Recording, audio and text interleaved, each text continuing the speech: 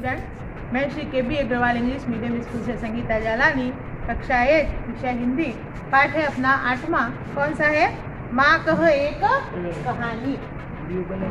माँ कह एक कहानी क्या है? पद्य रचना है। प्रकार कौन सा है? संवाद शैली में कविता। और इसके जो कवि है वो कौन है? मैथिली शरण गुप्त। उनका जो है जन्म का समय कौन सा है? 1886 ईस्वी में उनका जन्म है और मृत्यु 1964 ईस्वी। राष्ट्र कवि के नाम से प्रसिद्ध है। मैथिली शरण गुप्त जो है हिंदी भाषा में राष्ट्र कवि के नाम से प्रसिद्ध है। तो राष्ट्र कवि मैथिली शरण गुप्त का जन्म सन 1886 में चीरगांव, जिला झांसी, उत्तर प्रदेश में हुआ था। बचपन से ही कविता में उनकी रुचि थी। आचार्य महावीर प्रसाद द्विवेदी की प्रेरणा से वे खड़ी बोली की ओर मुड़े और उनकी कविता में निखार आया। उन्होंने अपनी कविताओं में भारतीय जीवन को समग्रता से समझने एवं प्रस्तुत करने का प्रयास किया है। खड़ी बोली हिंदी के आरंभिक उन्नायकों में से एक थे। साकेत गुप्त जी द्वारा लिखित महाकाव्य है। मैथिली शरण गुप्त ने एक महाकाव्य लिखा था साकेत, जो किस पे आधारित है? उर्मिला, लक्ष्मण की पत्नी उर्मिला पे आधारित है। इसके अतिरिक्त यशोधरा, पंचवटी, भारत भारती तथा जयद्रथ वध आदि उनकी मुख्य कृतियां हैं। इनकी मृत्यु सन 1964 ईस्वी में हुई।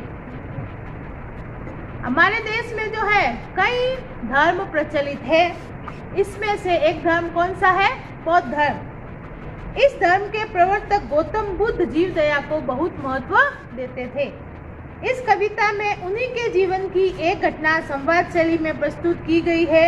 यह संवाद सिद्धार्थ की पत्नी यशोधरा और पुत्र राहुल के बीच होता है और सिद्धार्थ ही आगे चलकर महात्मा बुद्ध के नाम से प्रसिद्ध हुए। तो इसमें क्या है कि मारने वाले से बचाने वाला बड़ा होता है। यह उक्ति चरितार्थ हुई है गौतम बुद्ध के जीवन से। संवाद शैली की इस कविता में गौतम बुद्ध के बचपन की एक घटना का उल्लेख है। तो इसमें उनका पुत्र राहुल माँ यशोधरा से राजकुमार सिद्धार्थ की उसी कहानी को दोहराने का मतलब दूसरी बार बोलने का आग्रह करता है, जिससे उपयुक्त उक्ति परिभाषित हुई है। कौन सी उक्ति? कि मारने वाले से बचाने वाला क्या होता है? बड़ा होता है। तो अपने इसकी शुरुआत कहाँ से होती है? माँ कह एक कहानी। डबल इन्वर्टेड कॉमा है। मैंने आपको पहले भी बोला है कि डबल इन्वर्टेड कॉमा यानी क्या हुआ? किसी के कहे हुए वाक्यों को ज्यों का त्यों लिखना, जिसको इंग्लिश में हम क्या बोलते हैं? Active voice. तो जो पुत्र है राहुल, वो माँ को क्या कह रहा है? माँ कह एक कहानी। माँ तू मुझे एक कहानी कहे। तो उसकी माँ जो है वो क्या कह रही है? बेटा समझ लिया क्या तूने मुझको अपनी नानी, क्या तूने मुझे अपनी नानी समझ के रखा है जो मैं तुझको कहानी सुनाऊंगी? तो पुत्र वापस राहुल जो है क्या कहता है? कहती है मुझसे यह चेटी। चेटी यानी क्या हुआ? दासी। मैंने आपको जो ये मुख्य शब्दार्थ है वो नीचे बोर्ड पे भी लिखे हैं। चेटी यानी दासी, हटी यानी जिद्दी, मानधन यानी पुत्र, उपवन यानी उद्यान या बगीचा, भ्रमण यानी घूमना, तात यानी पिता, सुरभि यानी खुशबू, खग यानी पक्षी। तो क्या कह रहा है पुत्र जो है? वो कह रहा है कि कहती है मुझसे यह चेटी यानी दासी जो है मुझसे क्या कह रही है? तू मेरी नानी की बेटी, तू मेरी नानी की बेटी है। नानी नहीं है लेकिन मेरे नानी की बेटी है। इसलिए माँ कह लेटी ही लेटी, भले ही तू सोते हुए कह, लेकिन क्या कर? मुझे कहानी कह। राजा था या रानी, माँ का एक कहानी। पुराने जो समय में कोई भी कहानी कहाँ से? एक राजा या रानी से शुरू होती है। तो पुत्र क्या कह रहा है कि एक राजा था या रानी थी, मुझे एक कहानी के शुरू कर माँ।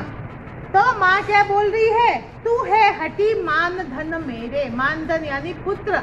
हे पुत्र तू कैसा है? हट करने वाला है। मैं कहना नहीं चाहती हूँ लेकिन तू बार बार मुझे आग्रह कर रहा है, हट कर रहा है। सुन उपवन में बड़े सवेरे। उपवन का अर्थ मैंने आपको अभी कुछ समय पहले ही बताया था। क्या हुआ? उद्यान या बगीचा। तो उपवन में एक दिन बड़ी सुबह को क्या हुआ था? तात भ्रमण करते थे तेरे तात, यानी तेरे पिताजी जो है भ्रमण कर रहे थे, यानी घूम रहे थे। जहाँ सुरभि मनमानी, सुरभि यानी क्या हुआ? खुशबू। तो वहां पे क्या है? अच्छी अच्छी खुशबू बह रही थी। तो वापस पुत्र क्या बोल रहा है? जहाँ सुरभि मनमानी हामा यही कहानी।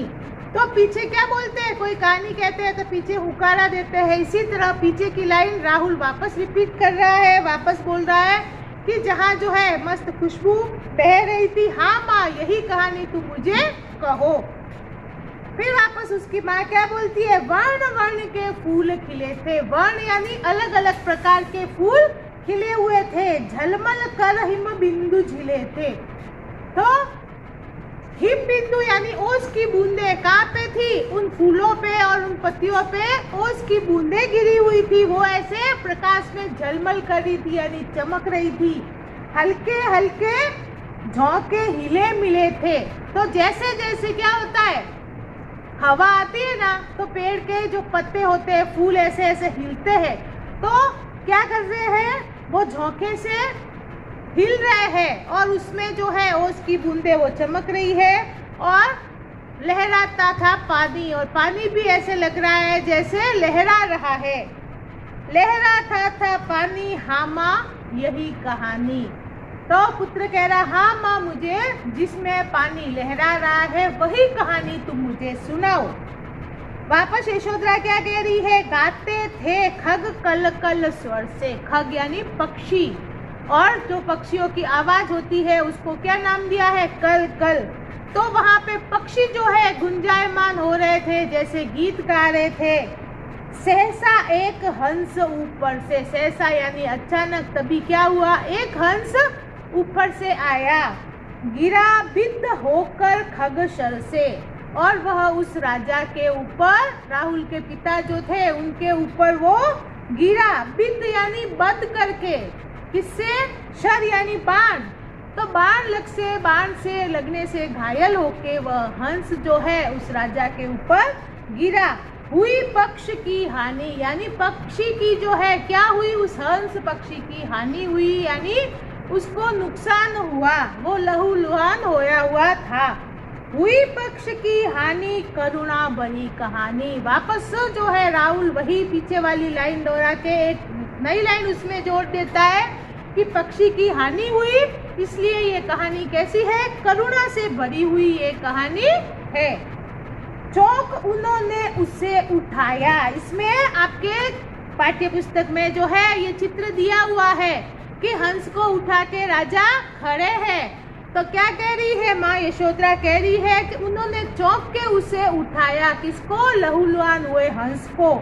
नया जन्म सा उसने पाया। जब हंस ने स्पर्श देखा, राजे के स्पर्श को महसूस किया, तो उसको जैसे नया जन्म मिल गया हो। वह अभी चिंता से मुक्त था, क्योंकि अभी उसके सामने कोई मारने वाला व्यक्ति नहीं खड़ा है, बल्कि बचाने वाला व्यक्ति खड़ा है। इसलिए उस हंस को जैसे नया जन्म मिला हो, ऐसा उसको महसूस हुआ।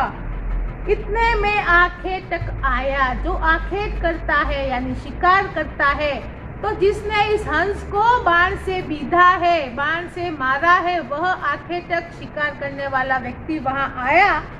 लक्ष्य सिद्धि का मानी। लक्ष्य यानी जो हम निशाने के लगाने से पहले जो सोचते हैं कि हमको उस पे बाण लगाना है, तो जहाँ पे उसको बाण लगाना था, यानी हंस जो था उसका लक्ष्य था। आखेटक का लक्ष्य क्या था? कि मैं हंस को बाण से गिराऊं। तो उसका जो लक्ष्य था वो क्या हो गया था? सिद्ध हो गया था। इसलिए लक्ष्य सिद्धि का मानी। उसने अपने लक्ष्य को पूरा हुआ मान के वह हंस को लेने के लिए वहां आया। लक्ष्य सिद्धि का मानी कोमल कठिन कहानी। वापस राहुल ने ये लाइन दोहराई और एक लाइन वापस क्या बोली है? कोमल और कठिन दोनों ही ये साथ में है कहानी, क्योंकि राजा का हृदय कैसा है? कोमल है, और आखेटक का मन जो है कैसा है? कठिन है। इसलिए ये कहानी कैसी हुई? कोमल और कठिन। यशोधरा क्या कह रही है? मांगा उसने आहत पक्षी, जो पक्षी बाण से आहत हुआ था वह किसने मांगा है? आखेटक ने उस राजा से मांगा कि ये जो पक्षी है वो मेरा निशाना है, मेरा लक्ष्य है, इसलिए मुझे दे दो। तेरे तात किंतु थे रक्षी, रक्षी यानी रक्षा करने वाले, तो तेरे जो पिताजी थे वो कैसे थे? रक्षा करने वाले थे। तब उसने जो था खग बख्शी, जो खग को भक्षण करने वाला यानी खाने वाला जो आखेटक था, उसने क्या किया? हट करने की ठानी, उसने हट की, जिद्दी की कि मेरा लक्ष्य है, इसलिए ये पक्षी मुझे मिलना चाहिए। और राजा भी कैसे थे? वो भी ऐसा सोच रहे थे कि क्यों ना मैं भी हट करूं, मेरे मन में भी इस पक्षी के प्रति क्या है? दया है, इसलिए दोनों ने हट करने की ठानी। हट करने की ठानी अब बढ़ चली कहानी, यानी दोनों क्या कर रहे हैं? हट कर रहे हैं, इसलिए कहानी क्या कर रही है? आगे बढ़ रही है। हुआ विवाद सदय निर्दय में। विवाद कब होता है? जब दो व्यक्ति बोलते हैं, एक पक्ष में और एक विपक्ष में, तो ये विवाद आगे बढ़ रहा है। सदय यानी जिसका हृदय कैसा है? अच्छा है, कोमल भावना वाला, और निर्दय यानी जिसका मन कैसा है? कोमल नहीं है, दूसरों के प्रति अच्छी भावना नहीं है। क्यों? क्योंकि वो आखेटक उस पक्षी को मार के खाने वाला है। तो दोनों में विवाद हो गया।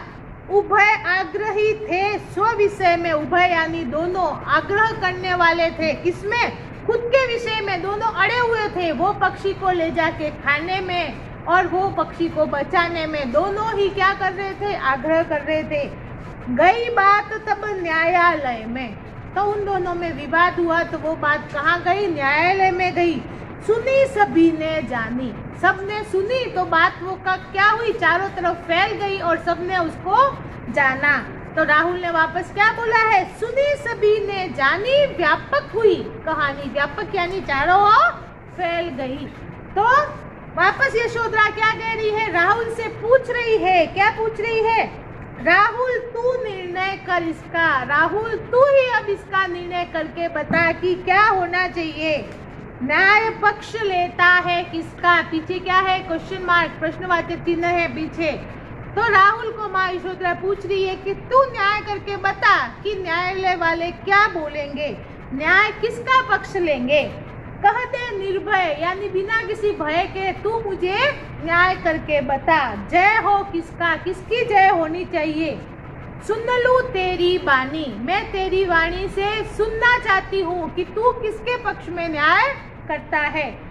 माँ मेरी क्या बानी, मैं सुन रहा कहानी। राहुल जो क्या कह रहा है? माँ मैं तो छोटा सा लड़का हूँ, तो मैं तो कहानी सुन रहा हूँ, मैं कैसे न्याय कर सकता हूँ, मेरी वाणी की कोई औकात नहीं है। फिर वापस राहुल क्या बोल रहा है? कोई निरपराध को मारे तो क्यों अन्य न उसे उबारे। यदि कोई व्यक्ति बिना किसी अपराध के किसी को मार रहा है तो दूसरे व्यक्ति को उबारना चाहिए, वो उसको मारने नहीं देना चाहिए, यही उसका धर्म है। तो राहुल ने क्या बोला? रक्षक पर भक्षक को वारे। जो व्यक्ति रक्षा करने वाला है वह क्या है? बड़ा है, उस तो भक्षक उसके ऊपर वार सकते हैं, रक्षक के ऊपर हम भक्षक को न्योछावर कर सकते हैं। न्याय दया का दानी, न्याय जो है किसका दानी है? दया का दान करने वाला है। न्याय दया का दानी तूने सुनी कहानी। तो माँ क्या बोल रही है? राहुल तूने बहुत अच्छा, बहुत सही निर्णय दिया। न्याय जो है दया का दान करने वाला है और वास्तव में भी ऐसा ही होना चाहिए। हमें किसी भी निरपराध जानवरों को नहीं मारना चाहिए, क्योंकि उनको भी जन्म किसने दिया है? भगवान ने जन्म दिया है। तो हम किसी व्यक्ति को अगर जन्म नहीं दे सकते तो उसे मारने का अधिकार हमें नहीं है। तो इसका स्वाध्याय लेखन आपको करना है। धन्यवाद।